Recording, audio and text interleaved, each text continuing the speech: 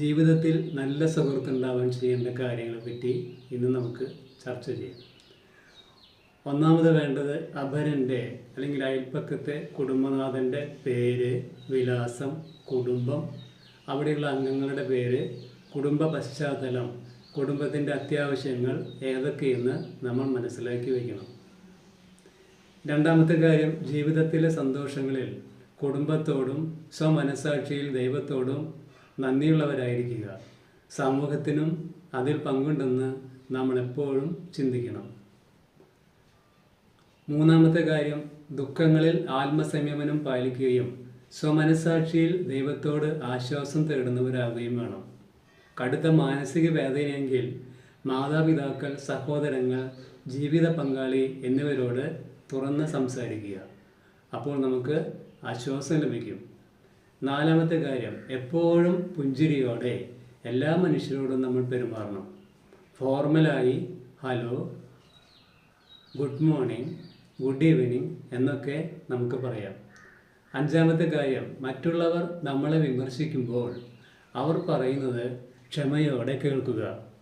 വിവേകത്തോടും അയാളെ വേദനിപ്പിക്കാതെയും മറുപടി പറഞ്ഞാൽ നമ്മൾക്കും അവർക്കും സന്തോഷമാകും.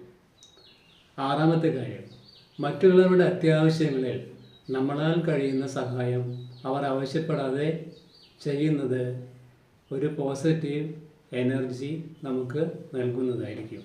അവർക്കും അത് സന്തോഷമായിരിക്കും.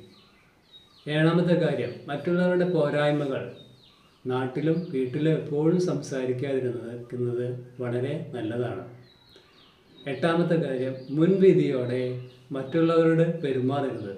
അങ്ങനെ പെരുമാറിയാൽ നമുക്ക് അവരോട് ആശയവിനിമയം നടത്താനായിട്ട് വളരെ ബുദ്ധിമുട്ടുണ്ടാകും. ഒമ്പതാമത്തെ കാര്യം, നമ്മുടെ മുന്നിലുള്ള വ്യക്തി നമ്മുടെ സേവനം അർഹിക്കുന്നുവെന്ന് നമ്മൾ എപ്പോഴും ചിന്തിക്കണം. വിവേകത്തോടെ നമ്മുടെ സമയം അല്ലെങ്കിൽ മാർഗനിർദ്ദേശങ്ങൾ അല്ലെങ്കിൽ തൊഴിലവസരങ്ങൾ അല്ലെങ്കിൽ ചികിത്സാ സഹായം ഇവയെല്ലാം ലഭിക്കുന്നതിന് നമ്മുടെ മുന്നിലുള്ള വ്യക്തിക്ക് അവകാശമുണ്ട്. അതിനുവേണ്ടി നമ്മുടെ സമയവും മാർഗനിർദ്ദേശങ്ങളും തൊഴിലവസര സാധ്യതകളും വല്ലതും ഉണ്ടെങ്കിൽ അതും ചികിത്സാ സഹായം ഇതൊക്കെ അവർക്ക് കൊടുക്കുന്നത് വളരെ ഉപകാരപ്രദമാണ്. 10. അപരൻ്റെ മതം, ജാതി, സംസ്കാരം, ഭാഷ ഇവ പരിഗണിക്കാതെ സഹജീവികളോടെന്ന പോലെ അവരോട് ആദരവോടെ പെരുമാറുക.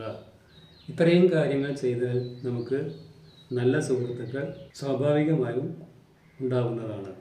Watch, like, share and subscribe.